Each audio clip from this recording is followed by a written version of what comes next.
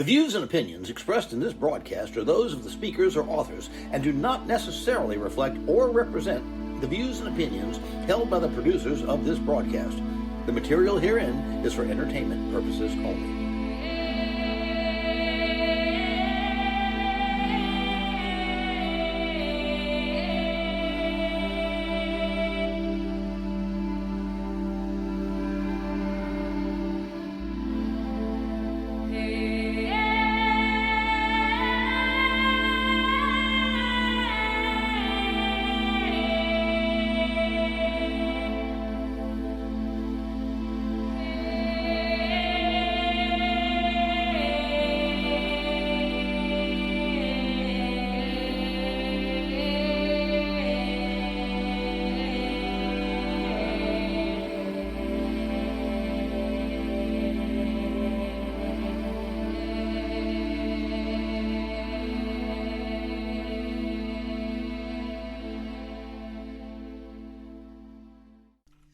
Welcome to Afterlife Radio and Video Podcast. My name is Kalila Smith. I'm coming to you live from New Orleans in Louisiana. And we have my co-host, Billy Roberts, coming to us live from the UK in Cornwall. Welcome, Billy. It's a pleasure to see you. Nice to be back and see you again. It's wonderful to see you. I'm in the midst of yet another tropical storm, Billy. There's another storm on the way. We've actually gone through the entire alphabet. They named the storms alphabetically, and we are on our second round of the letter B, and the storm is Beta.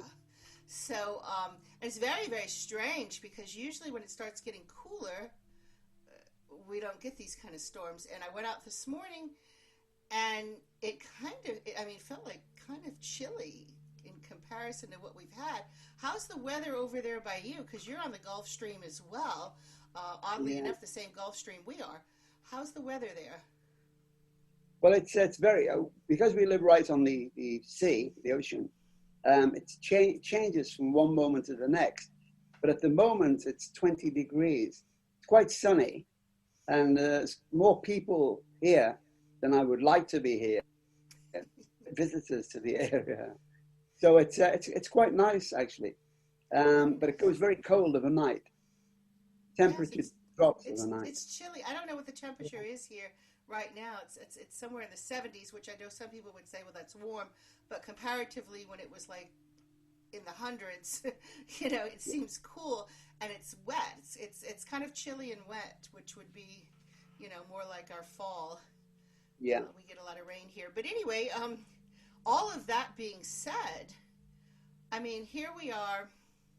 We're coming into the fall season. It's 2020. We've got COVID still nipping at our heels. We have had, I think, 28 hurricanes just in the Gulf of Mexico, just in the Atlantic. Well, the Atlantic. The Atlantic and the Gulf have seen, I think, 28 hurricanes or tropical storms. We've also got fires all over California, Oregon, Washington. All of these, beautiful wooded areas are on fire right now. And things just don't seem to be getting better. There's a lot of deaths right now, if not from COVID. A lot of people having strokes, heart attacks, just a lot of tragedy. A lot of people, and I've read some articles where people are saying it's the end of times. They're quoting biblical prophecies, and yet there's other people, such as a lady I know who's an astrologer, who's saying that she saw this coming 2 years ago when she saw the planetary alignments for 2020. So I'd be interested in getting your point of view on this. What do you think's going on around us right now? Is this just simply to be blamed on planetary alignments? Well, I think, as I've said before, the planet itself is a living organism. And we haven't been very kind to her from time immemorial. We've abused her and done all the wrong things.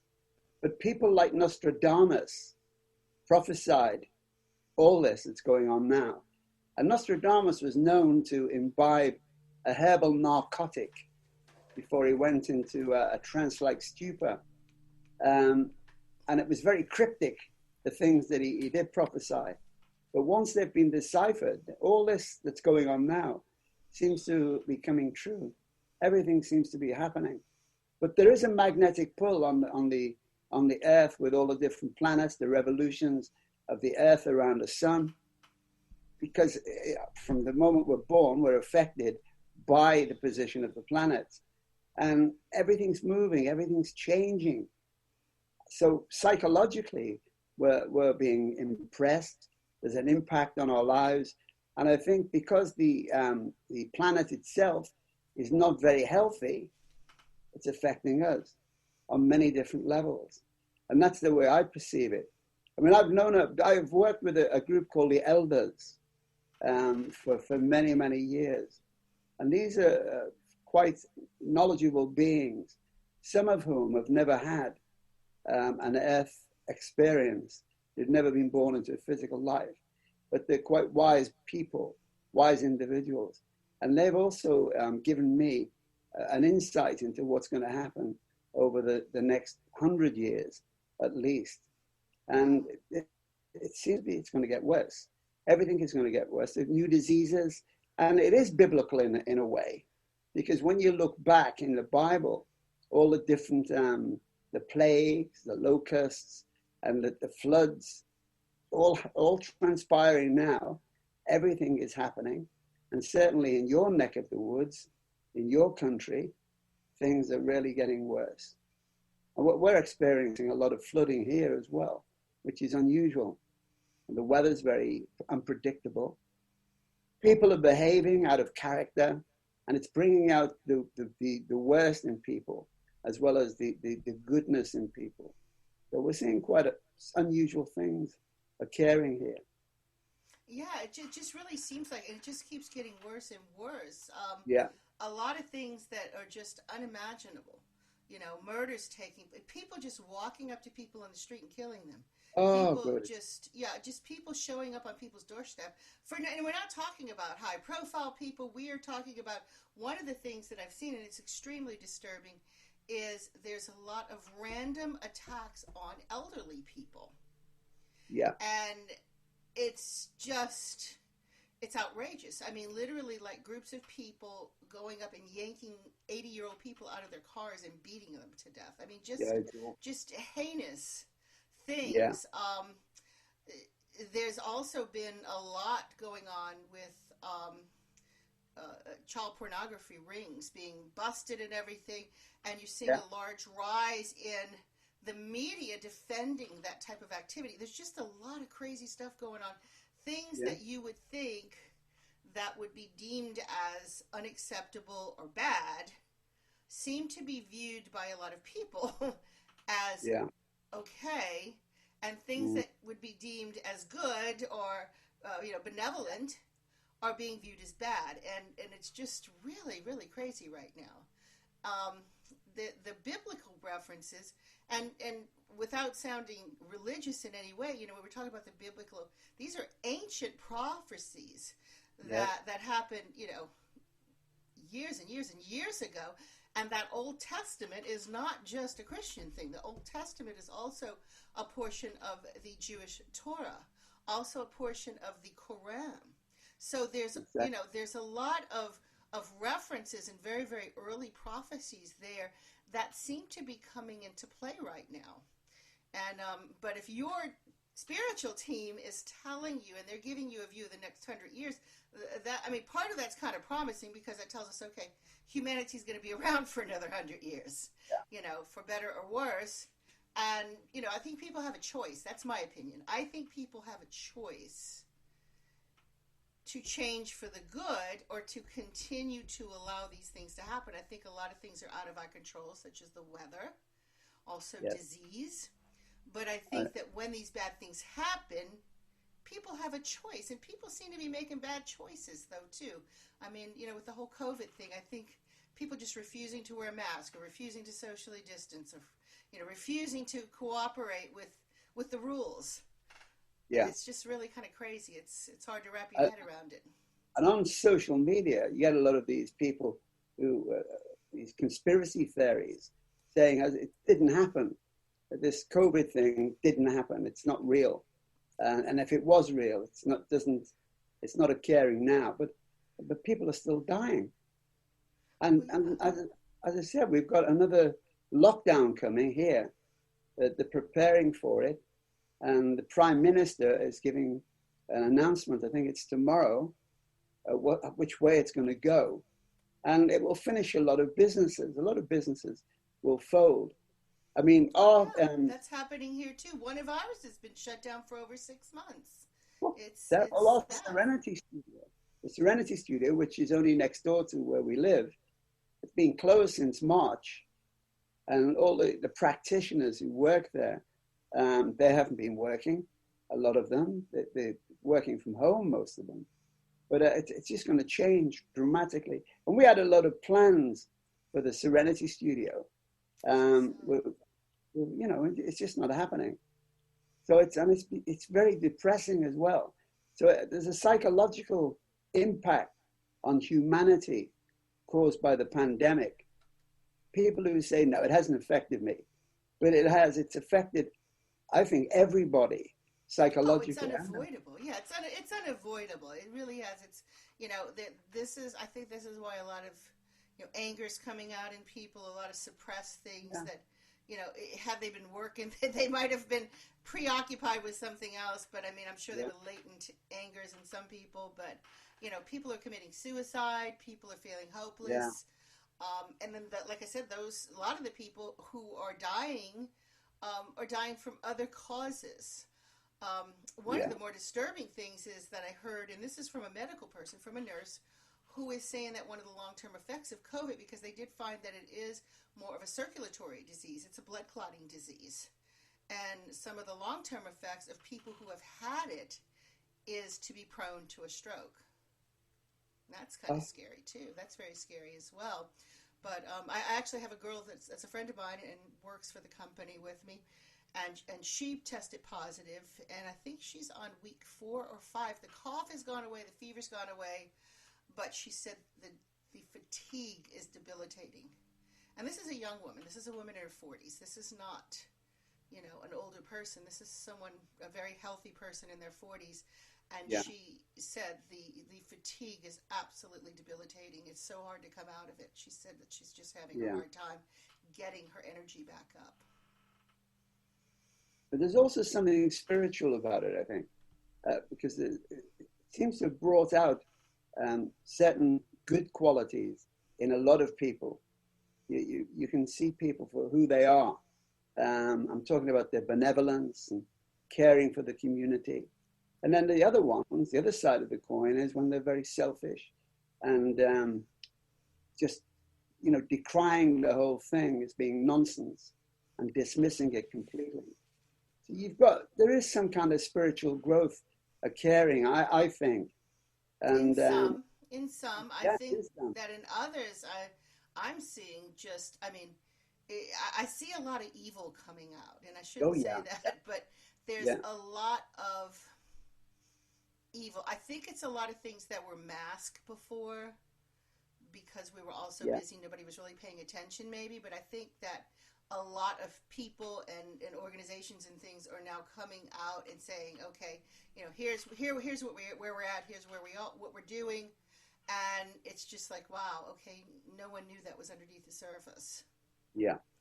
And I think I think there's a big fight on a spiritual level of good versus evil out here. I really do. I think that there's definitely a spiritual side of this, and I'm sure a planetary one is as well.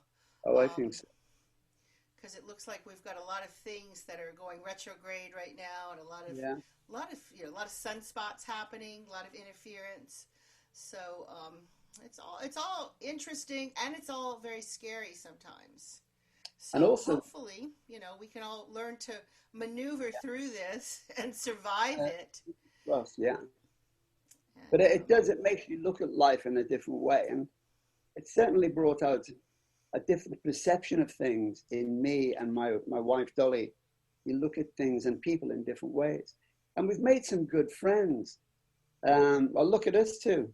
We've known each other since 2003, and now we've created this other relationship Which and this, I love this. This is great because we couldn't otherwise, without one of us flying to one of our countries to even think about doing something like this, and it's just so hard. But now we may have never thought about this before. We might have just said, well, I can't get there, so sorry. But so this has been good. Absolutely, I think a lot of good has happened, and I hope a lot of good continues to happen. Because I'm sure it will. I'm sure. It's really scary, and from what some of the friends I have that are in medical tell us, that if we think this is bad, there's a lot worse viruses that might be coming later on. Oh, I think so. In the form of a pandemic as well, because supposedly scientists have been watching some of these viruses that what they do is they jump from the animals to the human. Yeah. And they're watching this evolution of some of these viruses, and there's some pretty bad ones out there. So,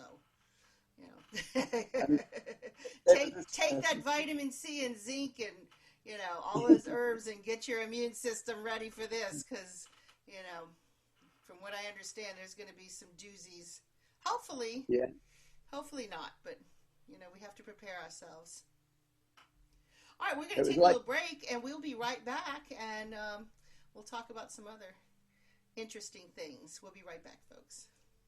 Step beyond the veil that separates our world from the world of the spirits with me, Kalila Smith, as we uncover the mysteries of the afterlife. This is a spiritual journey as we try to discover if life really does continue after the physical death. Are after-death communications real, or do we imagine them? Get my book, Afterlife Mysteries Revealed, and find out. Afterlife Mysteries Revealed, available on Amazon.com by Kalila Smith. We're back, and Billy was just telling me on the break about something very fascinating that I had never heard of, and it's quite amazing. So, Billy, I'm going to turn the floor over to you. It's synesthesia, which is when one sense or one faculty will affect another one. For an example, you might be sitting down at your desk and there's a fragrance from a flower that smells, it wafts over you, and it reminds you of somebody is deceased.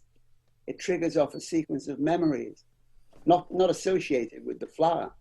It might be a piece of music that reminds you of Aunt Hilda or your mum or your dad, and you've got all these different things. So it's all to do with the faculties and the way your faculties function. Chromosthesia is when music, some people can hear music in color, as in a visually sighted person, somebody who's never had any normal vision. They can hear in color, they can listen to sounds in color. And to be honest, it reminded me of a medium that I used to know many years ago, who is now deceased. And she had been blind from measles when she was a couple of weeks old, and she nearly died, but she lost her vision. And she was a good medium. She could actually sit in an auditorium when we start working, and she could say, I want to talk to the lady in the red coat at the back. And you'd look and you'd see the lady with the red coat, and she'd start to give a message to this woman. And I remember this one clearly. And she'd give all these different pieces of information. But even tarot cards, she could tell you exactly what the cards were. And because she sensed it in color, everything was in color to her. So she was so accurate. I began to doubt that she was blind because I played a few tricks on her. Oh, no. She had a brilliant sense of humor. But that's basically synesthesia, which is a psychological phenomenon. It's a perceptual phenomenon that's to do with the senses, the faculties, and the way one faculty will affect another one, to do with sound and to do with, well, as I said, car horn sounding might remind you of something in particular that occurred when you were a child. So it releases a sequence of memories, nostalgic memories, which I think is fascinating. And mediumship works like that in some ways. Because I think, although psychologists don't believe that you can develop synesthesia because it's inherent in certain people, I think that with mediumistic practice, mediumistic development, it does develop. You develop a sense of something. Now, I've had it, and you must have had it many times, over Stephanie. You might have smelt something that reminded you of her. You might have been in some mundane practice, doing the housework. For no apparent reason, she wafts over you this fragrance, or it might be a sound, a piece of music that you can't relate to Stephanie, but for some reason, it reminds you of her and brings her into your mind. And that's synesthesia, particularly if you're developing your abilities as a medium. It's quite, creative people have it. A lot of people think in color and sound. Musicians have it. Oh, so it's absolutely. Interesting. Absolutely. A very good friend of mine was a songwriter and musician and performer, and he would, when he would put music together, when he would write music, and it would just, many, many years ago, he would call, I'd get a call in the middle of the night, 2, 3 o'clock in the morning, and he'd say, I want you to listen to this, I want you to just listen to this, and he would start playing something on the piano, and I would be like, that's beautiful, that's wonderful. He says, yeah, I just put that together, and I was like, wait, how did you put it together? He says, I don't know. And he never had a music lesson in his life, and come to find out, he could not even read sheet music. He just could put it together out of nothing, out of absolute nothing. And it was so funny because he would tell me, later in life, after I'd written books and so forth, he would say, well, you do the same thing when you write. And I'd say, no, I really don't do the same thing when I write. It's I never knew anyone like him who could do it. I said, you make music out of nothing. You just make music out of nothing. And his response was very interesting because he says, I'm going to tell you a little secret. He says, a lot of people think that I'm doing it, but I'm not. He says, it's them up there. They're giving it to me. I'll never forget him saying that. And he says, it's really not me. He says, they give it to me. That's interesting because I was listening to an interview with the Bee Gees, and I can't remember it, the older one. Barry Gibb? That's him.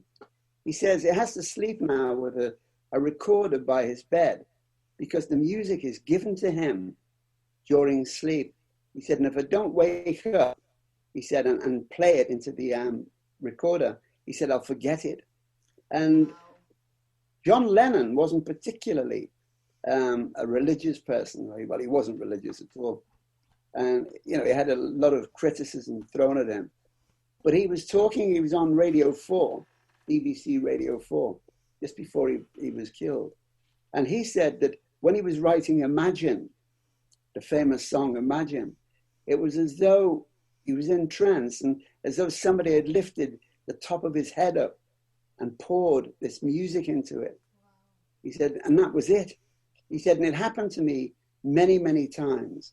Now, you can say what you like about the Beatles, but all these bands who were icons like the Bee Gees and the Beatles and Jimi Hendrix even, they were different. They had something about them. And it's spiritual as well. You don't have to be religious to be spiritual. But it happened to a lot. And my claim to fame was, I think I might have told you this, but we lived in France, in Paris, with the band. And I was introduced to Jimi Hendrix because our agent, our manager at the time, was instrumental in bringing Jimmy to France. And he played a couple of gigs at the 20 Club where we were resident. Cut a long story short, we went out for dinner with him in the afternoon. He was a very unassuming man. And I expected him to talk about music all afternoon, which I wanted, but he didn't. He talked about dying when he was 27, because he's a part of the 27 group, and also about being from another planet. He's very interested in extraterrestrials, and he believed that a lot of his music came from a different source, a spiritual source. So he was quite unusual. And although he didn't explain it like the other people, he did sort of intimate that he wasn't of this world. He had something different about him. And See, I I love believe Jimi. that. I totally believe that because, because of this person I knew, a lot of the songs he wrote, he talked about angels. Very, very strong connection to the angels. Yeah. And I really feel that he knew he was going to die. He knew he was going to pass. He is the only person who appeared to me in a dream. In the dream, I woke up. He was sitting on the bed next to me. And I said, "What are you doing here?" And he said, "We promised that neither one of us would ever leave and not tell the other one where we're going." And he said, "I have to come and tell you that I'm getting ready to leave." And I felt so stupid when I woke up because I was like, in the dream, I don't ask him where you're going because he was always going somewhere. He was one of these whimsical people. He was a musician. He said, "Oh, I think I'm going to go live in Spain. I think I'm going to go live here." And, I finally, 20 years later, I was just kind of like, you know what? If that's what makes you happy, then go. If that's what you feel where you need to be, then go. What else do you want me to say? It was like, do what you got to do. So in the dream, I was just like, oh, okay. And we talked and talked and talked in the dream. And then and he finally got up and he says, "I have to go now." And after I had that dream, I talked to a couple of people who were psychics, and they said, "You better prepare yourself." From that point on, I never could get in touch with him. I would leave messages for him. I would text him. I would call him. I left messages for him. He would never return my call. And he passed away in May, I think it was 2012. It was Memorial Day weekend. And I didn't know until the Monday before, but on that Saturday morning, he went to bed Friday night. He never woke up. 4 o'clock that Saturday morning, I was awakened to someone physically poking me in the ribs. And I opened my eyes, and it was a man. I couldn't make up features or anything, just a shadow. And we've talked about this before when they first passed, just presenting themselves as a shadow. And I looked over, I looked at the clock, and I said, "I don't know who you are, but not right now." I said, it's 4 o'clock in the morning in my world, and you're going to have to come back some other time. And I rolled over, went back to sleep, and got poked again, physically poked in my ribs. And he kept doing that. And I was like, okay, all right, whoever you are, all right, what do you have to say? And he was communicating with me telepathically. He didn't tell me who he was, but he wanted to tell me that a particular book, I had written a book called Searching for Spirits, and it was about ghost hunting. And I had taken pieces of it and used it here, used it there, and then I had just kind of trashed it because I was like, well, it's obsolete at this point. And he kept saying, "You need to put it back together." And he was so persistent, it was like, okay, now you got me awake. I got up, I sat at that computer, and I put that book back together over the next 2 days, and I felt this spirit behind me the entire time with his hands on my shoulders. And Monday morning, I got the phone call that he had passed. And then that's when I realized he had been there with me the whole weekend. Yeah. And I always felt that he was not of this world. He just, he just was not of this world. And he was just different. He was different from everyone else. And after that, I started thinking about a lot of different musicians, like Prince, for instance. I mean, he played 20-something different instruments. He could pick up any instrument and just play it. Yeah, exactly. And some of these people, Sydney knows a little boy like that. He's a teenager now. Yeah, no, I've seen him. You've seen the little boy. Yes, he's he's this. I call him the Jimi Hendrix reincarnate. Because I said that's Jimi Hendrix. That's he's playing like Jimi Hendrix. But that child, he was very young, and he'd been at band camp with the Allman Brothers. They used to do a camp for kids to help them with their music. And the kid went and got behind a set of drums, and he started playing the drums. And Sidney asked his father, he said, "How long has he been playing the drums?" And he said, "Oh, he's never played them before." Wow. And that boy, he's different. Yeah. I think that they are very spiritual beings, and I don't think they're of this world. They're let's just say they're functioning at a much higher frequency than the average person, as are mediums, but in a different way. Submitted for your approval. New Orleans. Seductive, magical, mysterious, and haunted. There is no place on this earth with as much ghost and vampire activity as New Orleans. Imagine, if you will, a tour. A tour that takes you to sites in the French Quarter of actual documented hauntings. The Haunted History Tour is just that tour. Every day, every night, all year round. This tour has been featured on ABC, CBS, NBC, and CNN. And it's available to you. Are there ghosts and vampires in the French Quarter? Find out by taking the tour that everyone is talking about. The Haunted History Tour. For more information, call Haunted History Tours at 861-2727. That's 861-2727. This is not a Halloween spookhouse. This is real. Music particularly is encoded into our DNA, making us who and what we are. And it evokes memories of past lives, whether it's a previous incarnation or even from childhood memories. So music's quite special. And with some people, like musicians, who have the ability to transform a piece, a sequence of notes, into a beautiful piece of music, that's quite special. You know, you look at people like Mozart and Handel, all the great composers of our time, throughout time, unusual people. You know, Beethoven, you know, all these people who wrote these magnificent... He was deaf. He worked on vibration, which, you know, what's that? He was stone deaf. Yeah, I think it's absolutely brilliant. You know, you've got to admire them. And I think this is why music attracted me from the age of 9. You know, I fell in love with the guitar as soon as I saw it. And I think you, as a musician, you're tested. You're put into different situations to see how determined you are to achieve something.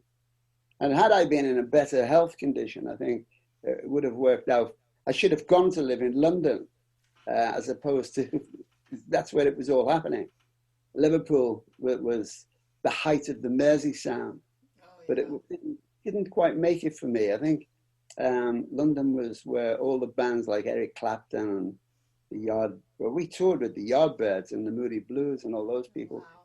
But on the continent, good years, 1960s, flower power, love, peace, and transcendental meditation. Yes, Brilliant British time. ruling rock and roll. But it all originated from America, didn't it?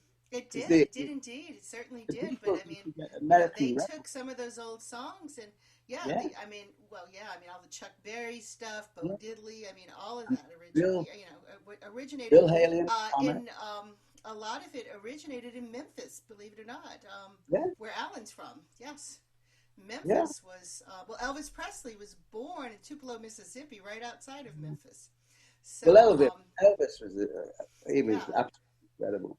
Yeah, and the blues were born in Memphis. I mean, Memphis was a huge music hub back then. Memphis, and then later Detroit, the Motown sound. I mean, all of that. It was just, incredible times back then. And that was back in the day. And I hate to sound like an old timer, and I hate to put anybody new down, but that was back when people actually played music. There's a lot of synthesized stuff now. Oh, yeah. And that's not being a musician.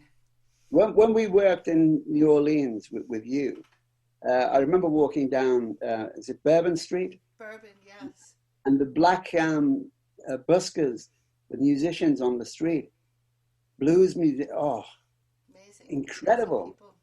Playing mouth organ, gob iron, as we call it, and the old blues, and I was mesmerized.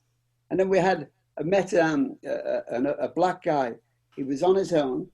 He was by the Mississippi there, playing by himself a saxophone. And I thought, just music. I thought, God, it's incredible. A lovely place to be. They're amazing people, and they don't necessarily have to be, famous people. I mean, people, like you say, people on the street, your street musicians, they're just absolutely amazing. Absolutely amazing. And I've had some of them, I've had experiences, as a medium, but having someone pass away, like you say, a song reminding you of something, but having someone pass away and have a particular song remind me of that person, and then as I walk through Jackson Square, suddenly a street musician starts playing that song. Yeah. That's it, isn't it? It's as if, Spirit's telling it, play this song, and I'll do a double take and look at them like, wow, okay. And there was one time in particular, they started playing a song, and one of the people that I was with, one of the tour guides, said, "Man, I haven't heard that song in 10 years." And I'm like, isn't it strange that that person played that song as I walked up?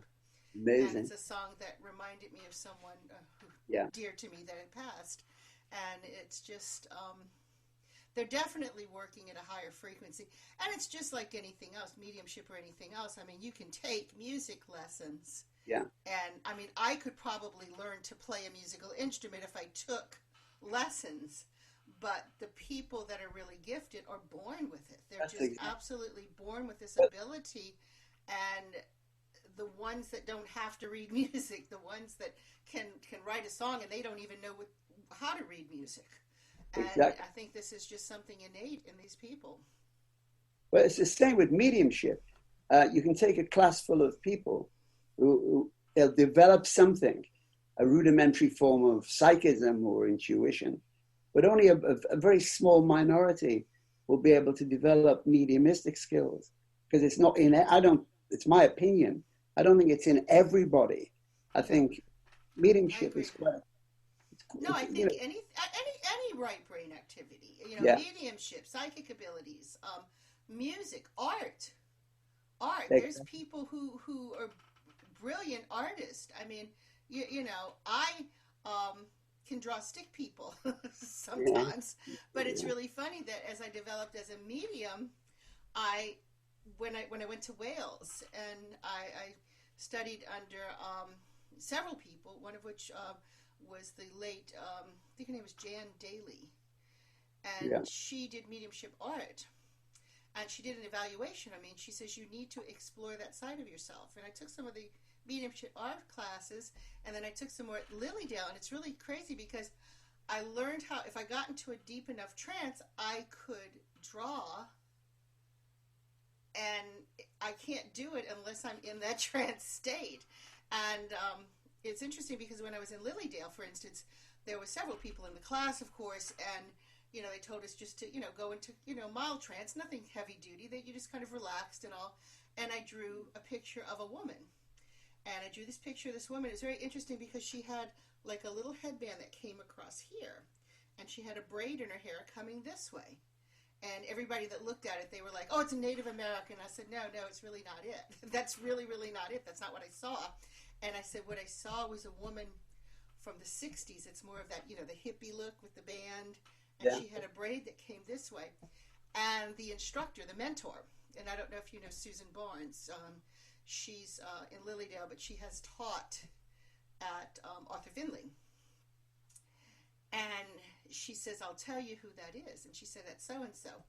And I had all these little notes written on the side. I had all kind of notes. And at the very end, I went back and I added something. And I put, "And she's a nurse." This was a woman who was a medium in Lilydale, who in her younger days was a nurse. And she said the braid to the side was very significant. And she says, not because she wore her hair that way.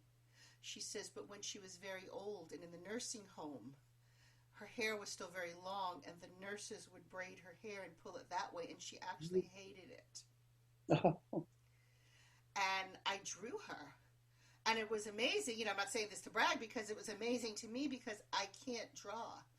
If I draw a stick person, they're not even equal. I mean, it's like the one leg's longer than the other, the line, and I need a ruler to make it straight. I'm not artistic at all, but in this light trance state, she came through to me, and I've had my hand just draw a picture. And it is amazing. It really is amazing. But yeah, I think with anything right brain like that, some people either have it, or they don't. And, well, there were.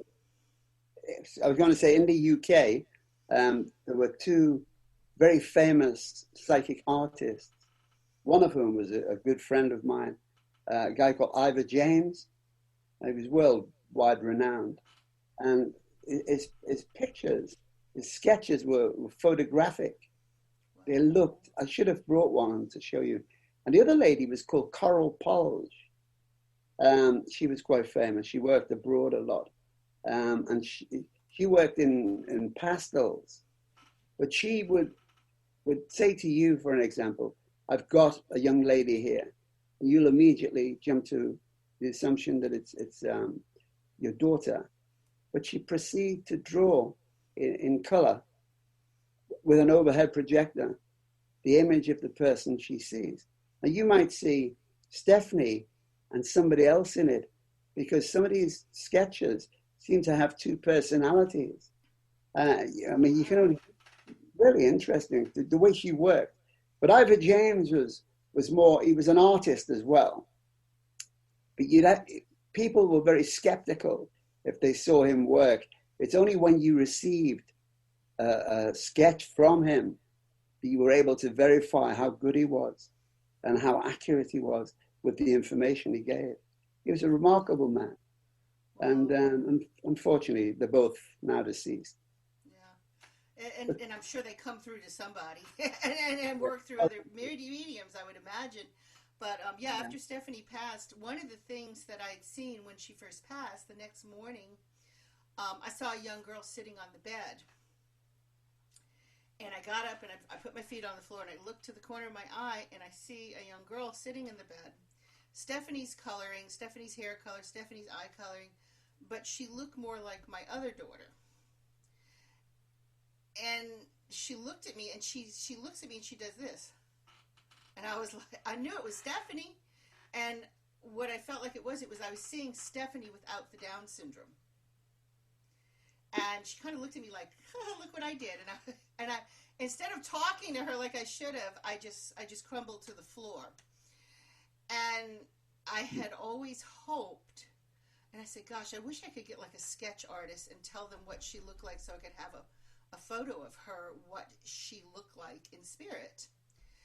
And later, a few months later, I wound up going to an Afterlife convention in Missouri.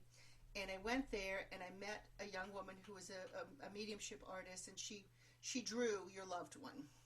So I went and I had a session with her, and she started describing Stephanie to a T. I mean, the things she said about Stephanie, I told her nothing. But she described her to a T. She also described that she said she seemed more like a younger child than what she was. But long story short, she drew a picture of her. I have a sketch of her, and the picture she drew did not look like Stephanie in life. It looked like the girl I saw sitting on the bed. Oh.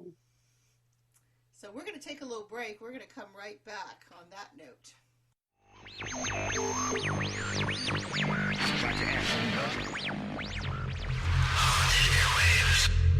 Conversations with the beyond.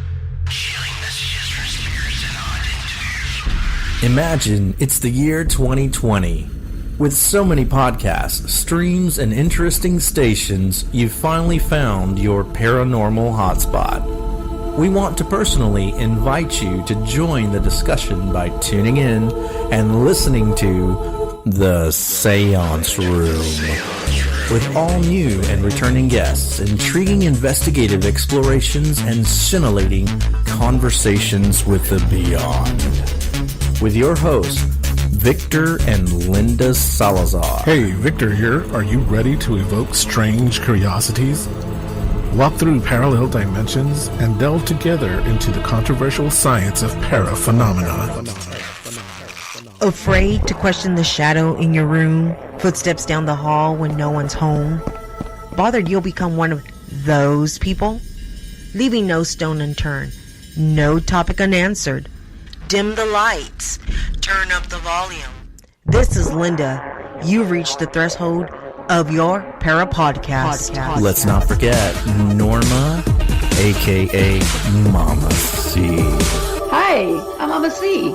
Grab your favorite cocktail, find your comfy spot, and join me as we engage in some supernatural interactions that will knock your boots off. Oh, and I'm Rick. I just sit behind all the pretty blinking lights. Be ready.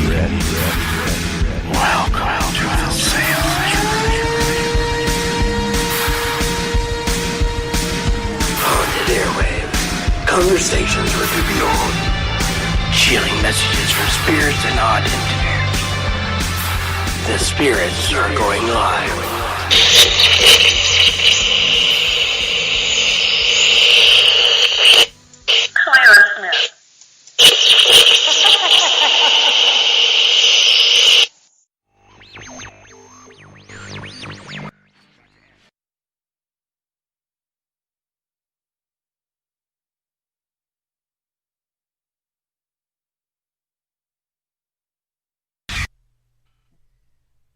Okay, we're back.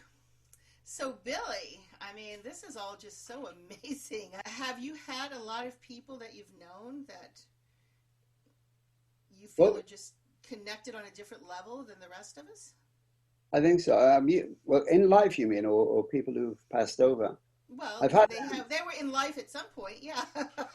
Yeah. I've always Both, found, I found over the years, people who've passed over that I've known quite well have gravitated towards me a couple of days after they've gone, either in a dream or when I'm half asleep.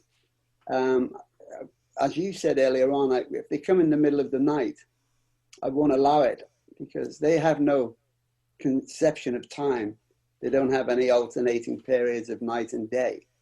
But sometimes you meet people who are still alive, and you get the sense that there's something unusual about them.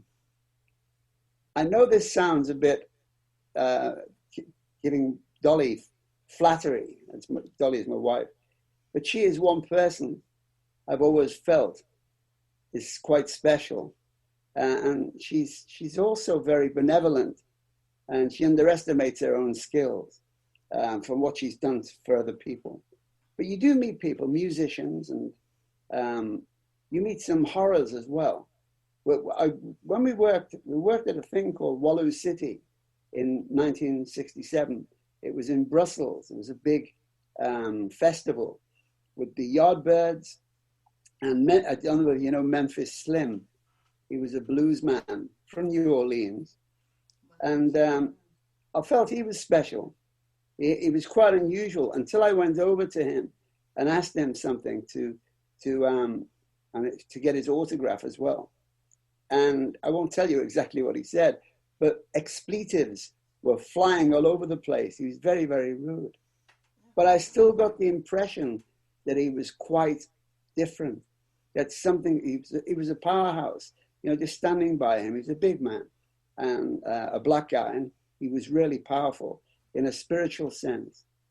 You don't have to be religious or nice to be spiritual. I think you can have certain qualities that come over and transmit to other people. You know, sometimes you meet somebody and you get the sense that you can't go near them because they seem to radiate something. Or you might meet somebody else and they pull you towards them with this energy that they have. You know, your friend might say, there's this person, this medium, or this woman, and she's really lovely, she's brilliant, and everybody thinks she's brilliant. But when you meet her, you think, no, I don't like her. Because there's a chemical reaction, isn't there? And you don't have to like it. And you get this with mediumship. Sometimes you find yourself pulled into this little clique of saying something you don't really mean. You know, meetings, I get it on Facebook. People might ask you a question. Something just blurts out of your mouth and you didn't really even, your brain didn't even know you said that unless you just went, oh, did that just come out of my mouth? Yeah. But Dolly, because I'm very outspoken, very much to the point. When you're younger, you get away with it, but not when you get to my age. People dislike you for it. But mediums are damned if they do and damned if they don't. You can be a brilliant medium. And if you are, the skeptics will still be suspicious of you and dismiss it. And if you're not good, the people who are interested will criticize you for not being good. So you've got to have broad shoulders to be a medium. Oh, yeah. I found out, and you must have yourself, you know, Jesus said, and without being religious, a laborer is without honor in his own country. And I found that, and you probably have as well, it's very hard to do what you do in your own community, because there's always a bit of jealousy and people who will criticize you. And I've had it over the years. All the time. You gotta have broad shoulders to be a medium. It's not just the case of being good at what you do. You've got to have a way about you and a way of putting it over. So you've got to take criticism. Oh, absolutely. Yeah, you can't take things personal either, because some people are striking.